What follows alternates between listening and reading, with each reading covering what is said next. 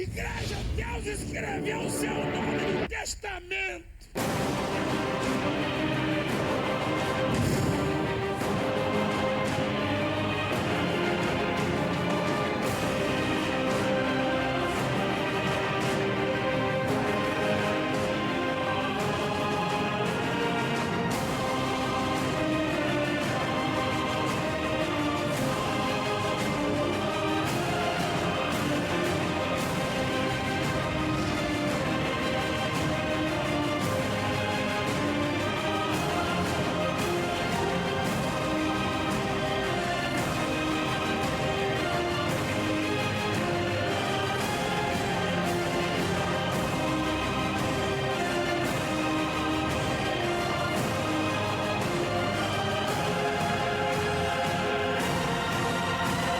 Desafia que eu quero ver.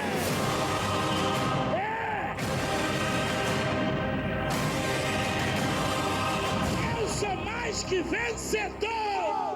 Graças a Deus. Vamos prosseguindo com o poder sobrenatural da fé. Liga para cá, central aqui está uma bênção.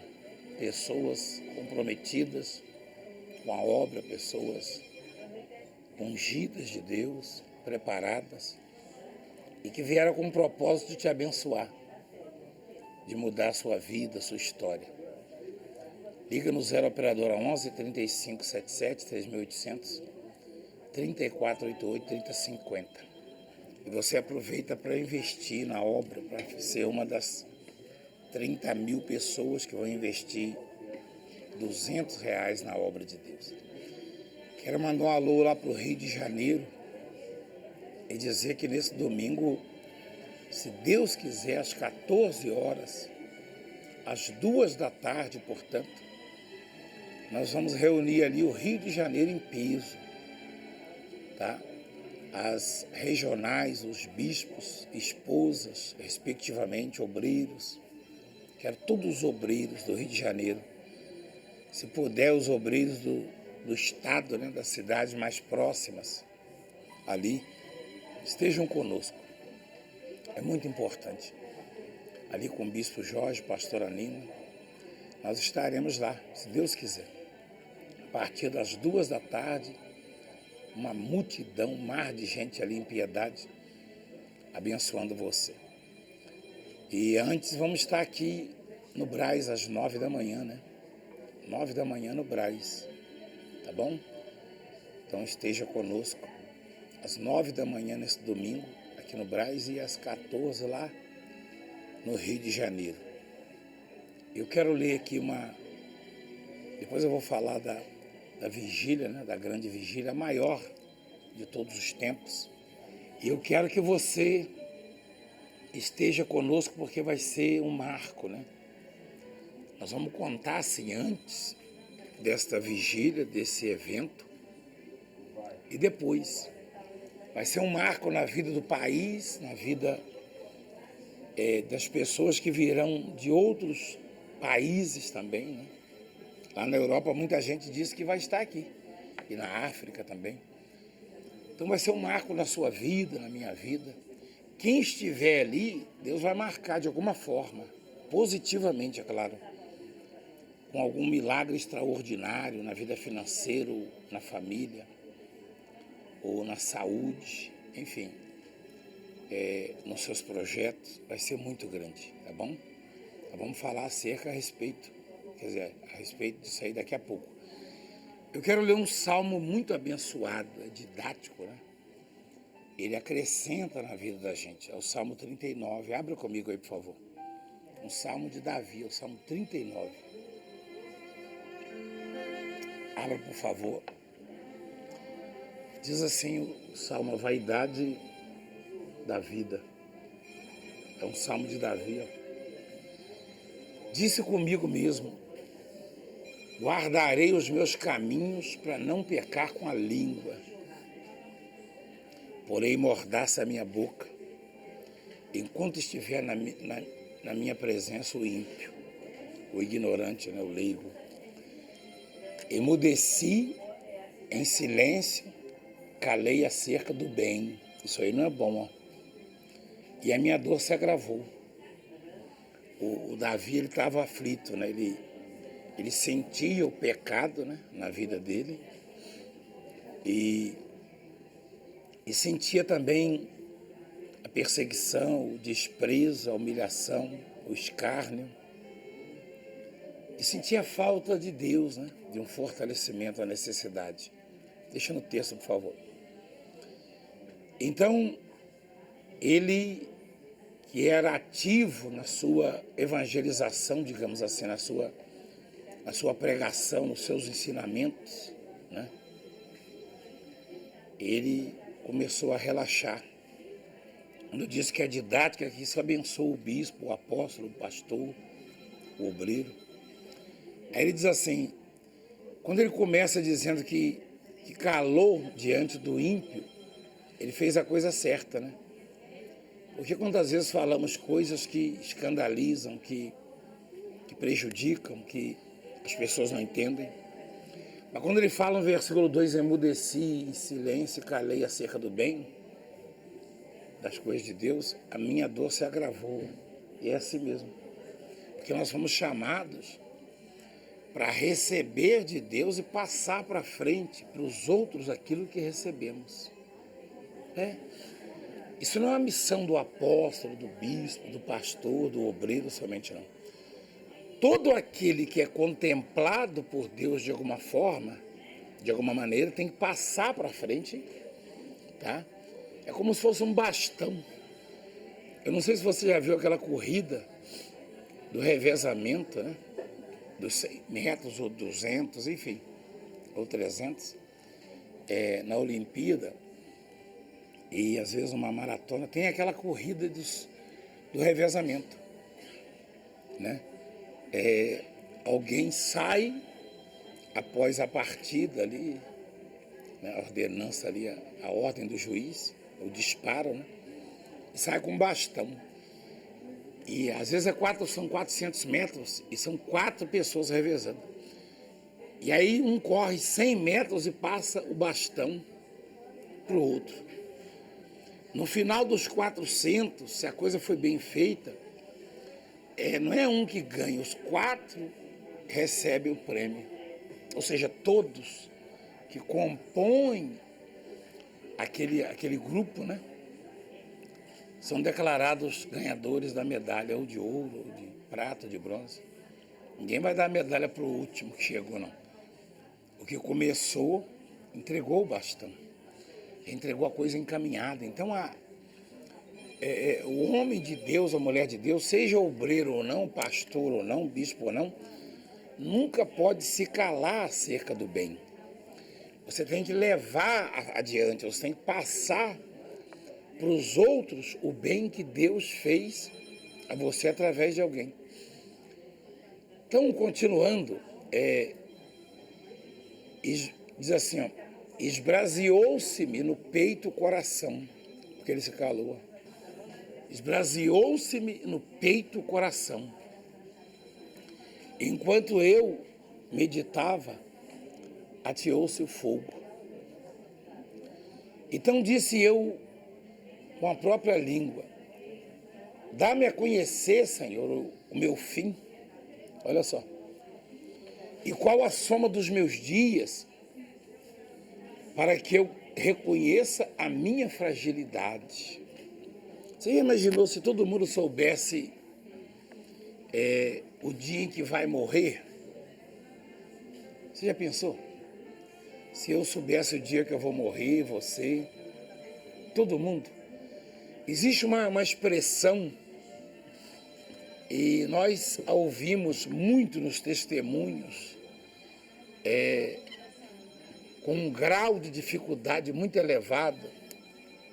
Eu já ouvi gente dizer assim, olha, eu só tinha 3 semanas de vida, eu só tinha 3 meses de vida, só tinha 1 ano de vida. Mas quem te disse isso? Foi o médico. E a gente às vezes fica preocupado, meio bravo. Mas o médico não podia falar isso. Na verdade pode. Na verdade pode. Por quê? Porque esses dias eu estava lendo acerca de um artista famoso e muito carismático, querido por todos nós. E ele estava muito bem. Eu li exatamente isso. Aliás, ele um dia, há pouco tempo, ele mandou um recado, né, um abraço para mim. Eu estava lendo acerca dele, e a reportagem dizia que ele estava descansando um pouco nos Estados Unidos, na sua casa. E pronto, eu viajei, e lá eu fui ler um jornal e vi a notícia de que aquele homem tinha falecido num acidente.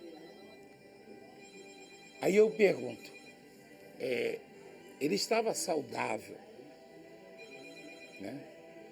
Mas tão próximo do fim que não sabia. Imagina se ele soubesse, né?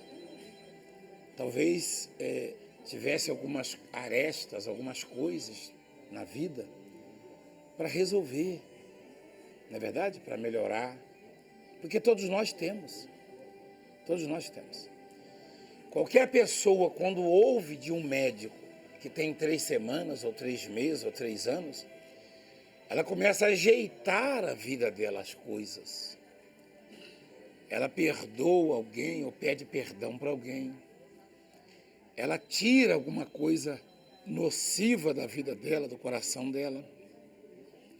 Então, na verdade, o que Davi ele queria é o que muita gente ouve dos médicos. E qual é a expressão que a gente usa? Fulano foi desenganado. Não foi desenganado, na verdade não foi. Porque todos nós temos a nossa data. A data do fim. Todos nós. Agora, quem é que sabe se é uma semana, se é um mês, se é um ano, ou se são 10 ou 20, ou 30 ou 50 anos, ou 100, não é verdade? Quem é que sabe? Então, Davi, ele reconhecendo a insignificância, a vulnerabilidade do homem, ele disse para Deus na oração: dá-me a conhecer, Senhor, o meu fim, e qual a soma dos meus dias, para que eu reconheça a minha fragilidade. Ou seja, para que eu tire de mim a arrogância, a vaidade, a prepotência, para que eu não me sinta mais importante do que os outros, não venha subjugar os outros, para que eu não pise nos outros, para que eu não ache que seja melhor do que os outros. Eu duvido que alguém que sabe que vai viver mais 3 meses só se ache melhor do que alguém. Eu duvido. Eu duvido que alguém que descobre que vai viver mais um ano de vida não faça amizades, não busque o perdão, a reconciliação. Eu duvido que alguém que entenda, que descubra a insignificância da sua vida, dos seus dias, não procure ser um ser humano melhor. Eu duvido. Eu duvido. Se o sujeito está nas drogas, no crime ou em qualquer outra imundícia, e ele descobrir isso com certeza, com garantia, que vai viver mais 5 meses, ele larga imediatamente. Ele deixa imediatamente. Porque isso leva o homem a refletir, a fazer uma autoanálise, enfim. E melhora o homem como ser humano. O que Davi queria era se tornar um homem melhor como ser humano, por isso que ele foi esse extraordinário ser humano. Davi foi um ser humano extraordinário, um rei extraordinário, um músico extraordinário, um empresário extraordinário, um servo de Deus extraordinário. Davi ele foi top, Davi ele foi realmente um ser bem-sucedido. E deixou um legado, deixou um ensinamento, tá? Uma aula para todos nós. Então ele disse, dá-me a conhecer o fim dos meus dias. Dá-me a conhecer, Senhor, o meu fim. Dá-me a conhecer, Senhor, o meu fim. Ele disse. E qual a soma dos meus dias? Para que eu reconheça a minha fragilidade. Você acha que algum ser humano reconhece a fragilidade? Só quando está aflito, quando está no leito, ou quando está muito endividado, sendo cobrado, humilhado. Quando descobre uma enfermidade que ele não pode lutar contra, quando é desprezado, quando é humilhado mesmo. Quando as portas se fecham, aí o homem descobre a fragilidade. Principalmente aqueles que detêm um poder, os investidos de autoridade, os que se acham investidos de autoridade, né? Principalmente os grandes, né? Entre aspas, os que têm a caneta, os que têm a lei lá com eles, e que às vezes perseguem e pisam e humilham e maltratam, né? Principalmente, se eles soubessem a fragilidade deles, não fariam isso. Não fariam. Se eles soubessem a insignificância do homem, porque eu sou frágil, mas eles também são. Você é frágil. Nós somos frágeis. Nós somos pequenos. E nessa oração, Davi queria melhorar mais ainda como ser humano, como servo de Deus. Se aproximar mais de Deus e aparar as arestas da vida dele. Então ele pediu, Senhor, será que eu não posso saber o quanto tempo eu vou viver ainda? Né? Foi isso que ele quis dizer. Ó. Tem gente que se aborrece quando o médico diz, você tem mais tanto tempo de vida. Davi queria saber. Você já imaginou se ele estivesse próximo? Você já imaginou se ele estivesse faltando só uma semana para partir, ou um mês, sei lá, um ano? Ele queria saber se era pouco ou muito. Ele queria, se fosse possível, né? Se Deus achasse que ele fosse merecedor, que desse a ele a conhecer para ele melhorar. Ele não disse assim, Senhor, me dá muitos anos de vida, não. Dá-me a conhecer o tempo que ainda me resta para eu melhorar. Para eu saber o quanto eu sou frágil, o quanto eu sou pequeno. Quanto eu sou pequeno. E eu tenho a impressão que, de alguma maneira, Deus falou com ele, porque ele disse assim, olha só, se puder botar lá. Deste aos meus dias o cumprimento de alguns palmos. Deus talvez não tenha estipulado uma data para ele, né? Mas no coração ele sentiu que não tinha muito tempo mais e que deveria melhorar. Ele disse, deste aos meus dias o cumprimento de alguns palmos. A tua presença, o prazo da minha vida é nada. Quer dizer, comparando com a tua presença, com a grandeza, a grandiosidade, né? A importância que é o Senhor na minha vida, o tamanho do Senhor. Deste aos meus dias o cumprimento de alguns palmos. A tua presença, o prazo da minha vida é nada. Ele quis dizer o seguinte, mesmo sem saber a data, eu sei que é curta a vida. Eu sei que eu preciso melhorar, que eu preciso crer mais, buscar mais, orar mais, louvar mais, porque ele era um apaixonado pelo louvor, né? Pela música. Aliás, ele é o pioneiro, né?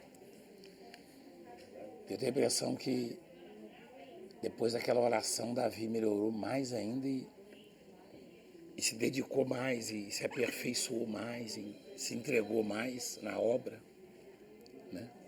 Eu estou falando para bispos, apóstolos, pastores e obreiros e esposas, enfim, e membros, para todo mundo. Você vê que ele começa dizendo que ele se calou acerca do bem e deixou de fazer a obra por algum tempo, e ele sentiu-se mal, e a dor dele aumentou. Ele está tendo um pouco de dificuldade, esse moço, ele já fez esse trabalho, né? Emudeci em silêncio, calei acerca do bem e a minha dor se agravou. Quer dizer, se agravou porque ele já trazia com ele uma dor, né? Eu não sei bem que tipo de dor, né? Mas dor nenhuma presta, na verdade. Mas ele trazia alguma dor e ela se agravou porque talvez ele tenha colocado num plano secundário a obra. Aí ele diz assim, na verdade, todo homem, por mais firme que esteja, é pura vaidade. É pura vaidade. Essa palavra vaidade, ela é nociva, né? Ela não é boa. A vaidade é aquele desejo exagerado de aparecer, né? Isso na acepção da palavra. Só que ela significa também insignificância. É isso. É um desejo exagerado de aparecer. A pessoa ela quer provar a sua importância, o seu mérito. O que é uma pessoa vaidosa? A pessoa que quer ser reconhecida. Ela quer ser reconhecida, ela quer provar a sua importância. E o que ele pede na oração é exatamente que Deus dê a conhecer a ele os dias para que ele descubra, para que ele saiba da fragilidade dele, da insignificância dele. Essa oração é mais ou menos assim, Senhor, mostra o quanto eu sou insignificante para eu melhorar. É isso. Então, todo homem, por mais firme que esteja, é pura vaidade. Com efeito, passa o homem como uma sombra. Olha só. Com efeito, passa o homem como uma sombra. Você já observou uma sombra? Qual é a importância da sombra e quanto tempo ela dura? Depende da posição do sol, né? Ou da luz. Na medida em que o sol ele vai se levantando, a sua sombra vai mudando, e quando ele está no eixo, ela desaparece. Você nem percebe, você não fica olhando para a sombra. Com efeito, passa o homem como uma sombra. Então veja como Deus é maravilhoso. Você sabe o que eu estou enxergando nessa palavra, nessa mensagem? Todo o trabalho que Deus teve comigo, com você e tem conosco, e o alto preço que Ele pagou por nós, com a vida do Filho dele, e todo esse investimento, porque a Bíblia mostra que tudo que foi feito no mundo foi por nossa causa. Então, tudo isso, todo esse investimento, né? Você lembra no Gênesis quando Deus, ele se arrependeu de ter feito o homem, depois ele viu Noé, gracioso, né, espiritual, dedicado, e resolveu preservar a raça humana. E mais tarde, ele resolve dar o filho amado dele, está lá em João 3,16, que diz que ele amou o mundo de tal maneira, quer dizer, não é o mundo, não é o mundo em si, não. Ele amou a humanidade, né? Esse mundo sou eu, é você, somos nós.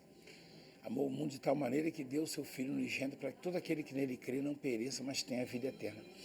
Quer dizer, toda essa importância que Deus nos dá, mesmo sendo nós como uma sombra. Parece um paradoxo, não é verdade? É um paradoxo, na verdade. Parece contraditório, mas não é contraditório. É um paradoxo, mas não é contraditório. Por quê? É difícil de entender, né? Mas a Bíblia já adianta isso, né? A palavra diz assim que o amor de Cristo, né, o amor de Deus, ele excede todo o entendimento, ele ultrapassa todo o entendimento. Quer dizer, eu e você não temos a capacidade para compreender o amor de Deus. Mas temos que recebê-lo em nós. Olha lá. Temos que conhecê-lo. Conhecer é uma coisa, entendê-lo é outra coisa. Conhecer é viver, né, o amor. É desfrutar dele, é estar nele. Mas entender, meu irmão, lá excede todo o entendimento. Nem os mais capazes, nem os mais sábios da terra, eles vão conseguir compreender, entender o amor de Cristo. Por quê? Porque normalmente qualquer entrega, qualquer manifestação de amor, de carinho, de amizade, espera uma recompensa, algo em troca. Sua mulher te ama, esperando que você a ame também. Ou vice-versa. E o seu patrão gosta de você, esperando que você goste dele, da empresa, e se dedique. Agora, Deus gostou de nós, nos amou primeiro. Se hoje amamos a Deus, é porque Ele nos amou primeiro. Está lá em 1 João. Quer dizer, excede realmente todo entendimento o amor de Cristo. Como é que pode alguém gostar de uma sombra? A sombra não é fixa. Existe alguma sombra fixa? Existe. Tem uma árvore lá em casa, na minha fazenda, no meu sítio, na minha chácara, no meu quintal, não tem nada. Não tem nada. Se você observar, a sombra dessa árvore vai estar na esquerda, se o sol estiver na direita. E se o sol estiver no centro e a copa for fechada, ela vai estar na raiz, a sombra. Quando ele virar, ela vai sair dali. Até deixar de existir, dependendo da posição do sol, porque a sombra, na verdade, nem existe. O que existe é o sol. O que existe é a luz. Então, o homem passa como uma sombra. Olha o que está escrito. Passa como uma sombra. E em vão se inquieta. Em vão se inquieta. Amontoa tesouros e não sabe quem os levará. Esse em vão se inquieta é muito interessante isso aí, isso é muito rico, né? Porque todos nós somos acometidos desta inquietação, né? E isso traduzindo quer dizer preocupação negativa. E às vezes chega a ser desespero mesmo. Quem de nós nunca se inquietou, né? Nunca perdeu a paciência, nunca se desesperou? Quem de nós nunca se apavorou diante de alguma situação adversa? Diante de um grande obstáculo? Talvez você, nesse exato momento, nesta fase da vida, esteja vivendo isso. Talvez você esteja preocupado, muito preocupado. E com razão, aparentemente. Mas Deus, através do salmista, ele diz que é em vão. É em vão porque, por mais preocupado, que esteja, você não vai conseguir acrescentar nada, fazer nada, resolver nada. Jesus disse isso, né? Olha lá. O homem se inquieta em vão se inquieta, em vão se preocupa, em vão se desgasta, em vão se desespera, em vão se apavora, em vão se perde. Tudo isso. Tem mais ainda. Porque você não vai resolver o seu problema. Eu não vou resolver o meu problema. Não. Mas Deus vai resolver. E os gananciosos, os que colocam Deus em segundo plano, né? Dizendo que não tem tempo para isso, não tem tempo para aquilo, não tem tempo para vir à igreja, não tem tempo para buscar Deus. Olha o que diz a palavra. Amontoa tesouros e não sabe quem os levará. Você que não vai levar. Imagina se no seu caixão cabe, não é verdade? Você acha que no seu caixão, você acha que esses ricos que morrem assim, num acidente, subitamente conseguem levar o que juntaram, o que produziram? Nada. Deixa uma encrenca ainda para trás. Só você observar aí, né? Então, em vão se inquieta, em vão se preocupa, em vão pisa os outros, passa por cima de todo mundo. Tudo é em vão. Tudo é em vão. É vaidade. Né? E não sabe quem os levará. De repente você destrói, estraga a sua vida para conquistar isso, aquilo, para juntar, né? E você não leva absolutamente nada. Agora o resumo dessa palavra é uma coisa extraordinária. Eu quero pedir aos bispos e aos pastores que escutem mais de uma vez essa mensagem. E os obreiros, enfim, e o povo. E eu, Senhor, que espero. E eu, Senhor, que espero. Tu és a minha esperança. Livra-me de todas as minhas iniquidades. Não me faças o opróbrio do insensato. Ele reconhecia o pecado dele, ó. E aí disse, ele confessa para Deus, volta por favor. E eu, Senhor, que espero. Tu és a minha esperança. Olha que maravilha. Como é didático, né? Como é importante, como é maravilhoso, né?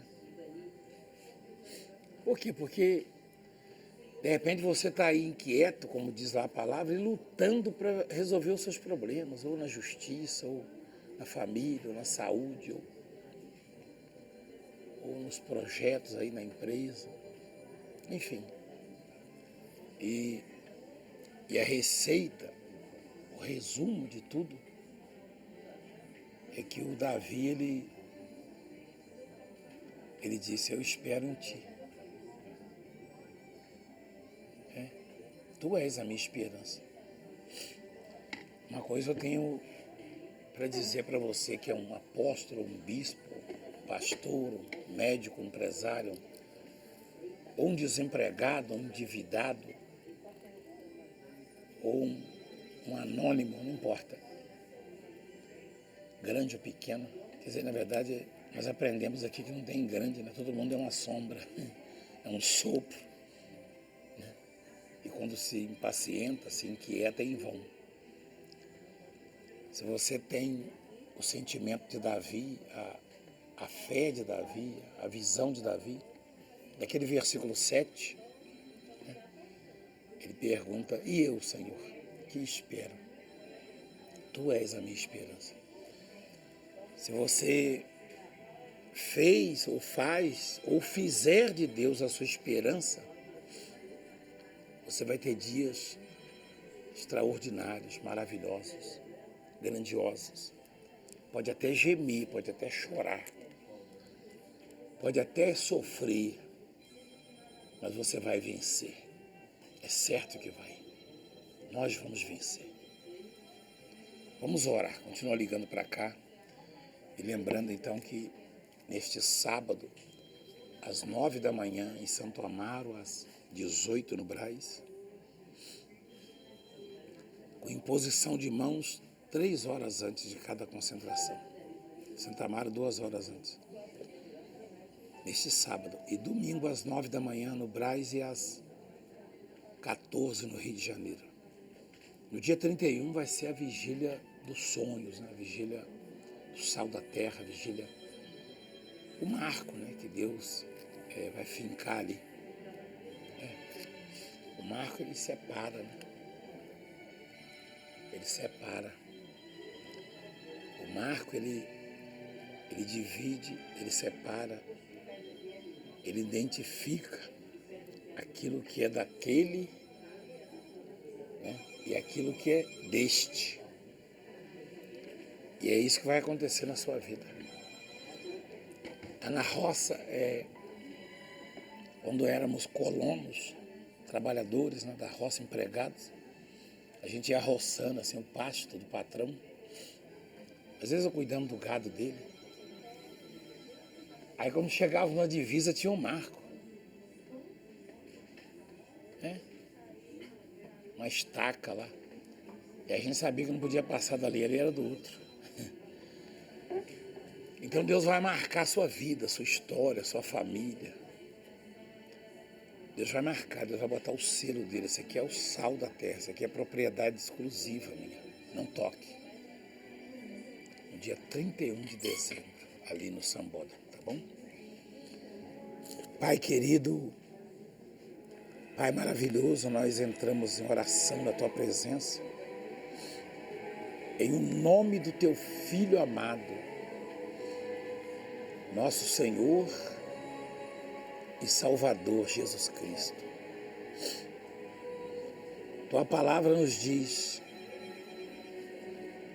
o homem é como a sombra, passa como sombra. E aí quando vejo os cuidados do Senhor conosco, quando vejo as preocupações do Senhor conosco, positivas, é claro,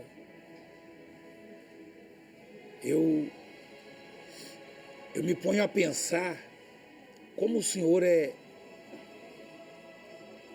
compassivo, é longânimo, é misericordioso, é grandioso. Eu vejo então que as nossas dificuldades, os nossos problemas, as nossas lutas, só existem para nós, que somos frágeis, que somos pequenos, que somos insignificantes. Mas para o Senhor não representam absolutamente nada.